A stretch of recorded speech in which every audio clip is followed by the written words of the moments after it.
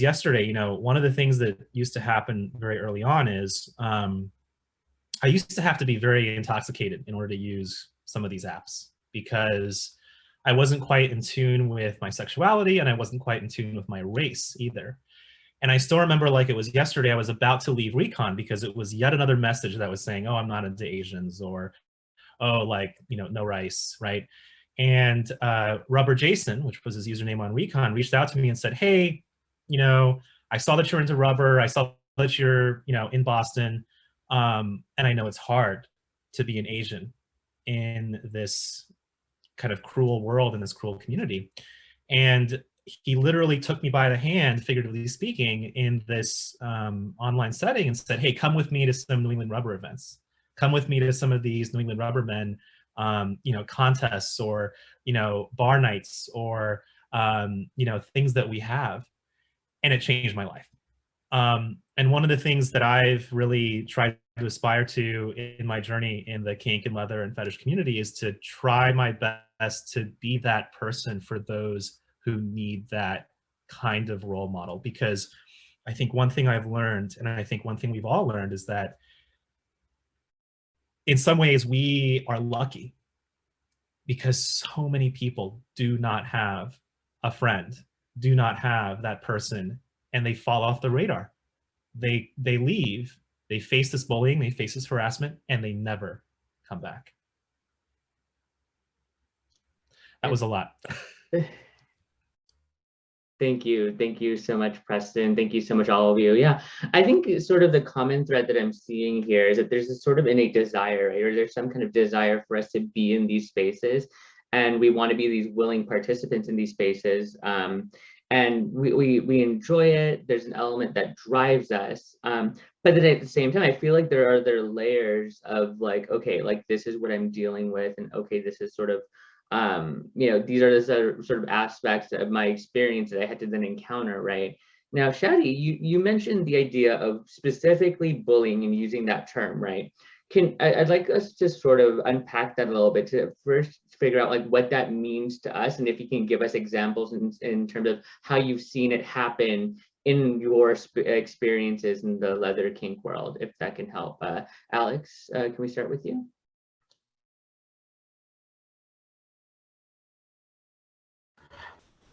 I think that bullying, or using that phrase, comes in so many different ways. I can speak honestly and say that I've been accused of being a bully.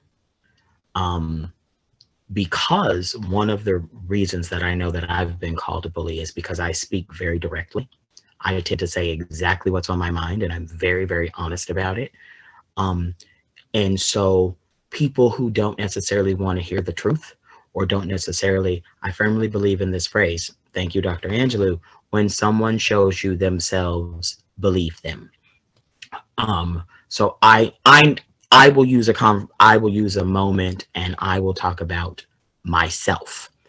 I was called a bully I was called a bully, and I was called ableist, and by someone in the community once, because, well, twice, because this person did not like what it was that I had to say. And that person had, you know, and occasionally this person goes on a tirade. And one of my responses to this was, and this person often uses their things that makes them othered as a weapon. And I think that sometimes you have to look at the difference and understand, when you're a person of color, when you are someone who is differently abled, I think occasionally we have to look at ourselves too. But yeah, I mean, I made a comment and someone decided to come for me. Well, why did you talk about this? And why did you talk about that? You're just being mean and you're just bullying them. And I'm like, no, trust me. And like, I know me. I'm like, trust me, I'm not. If I popped my claws and went after them, you would be well aware and you would know. I think that what happens is, like, I look at myself, I'm Black, I'm trans, and I am ultra femme as you can get. In the very extreme masculine aspect of what the kink community likes to portray. I am everything that the kink community is not. There is not supposed to be a place for me at the table at all whatsoever, because there have been more people to say to me, well, I don't date women. Why are you here? Or why is this tranny in this space? Blah, blah, blah. And so I look at it and I have to laugh, because my thought is, you know, sweetheart, I'm going to need you to get, you know, I'll be the first one to tell you, sweetheart, I'm going to need you to get it together. Because you can't read me for being femme, and then we go to Sidetrack in Chicago and I watch your leather-clad ass breaking the fucking Dream Girls. I'm going to need you to get a clue. You can't, you know, like, that is, I think sometimes the hypocrisy of it all is the thing that really burns my ass. Because, you know, for example, Preston and I have someone in common who is one of the most annoying human beings in the world when it comes to how they treat people, and has said very nasty anti-femme things to me, and has said very nasty racist things to Preston. And in fact, I believe one of the funniest moments in my life was Preston literally reaching out and grabbing my hand when I went for this person and saying, don't get your nails dirty. don't, because Preston saw my hands sort of do like that, and Preston reached out and went, don't get your claws dirty. It's not worth it. So I think what we have to look at, to get back to it, when we talk about bullying, I honestly think bullying is the hypocrisy of not being able to face your own truth. You often see someone and you are bitter and pissed off about how they live in their confidence about who they are. And so the easiest way to go after them is to attack.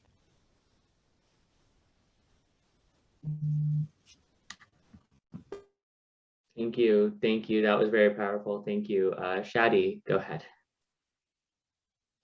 I think for me, when I hear bullying and, being accused of it and having experienced there are two very different things, like what Lexi said. Bullying is literally to force someone's way aggressively or by intimidation onto somebody. Merely speaking is not bullying in of itself.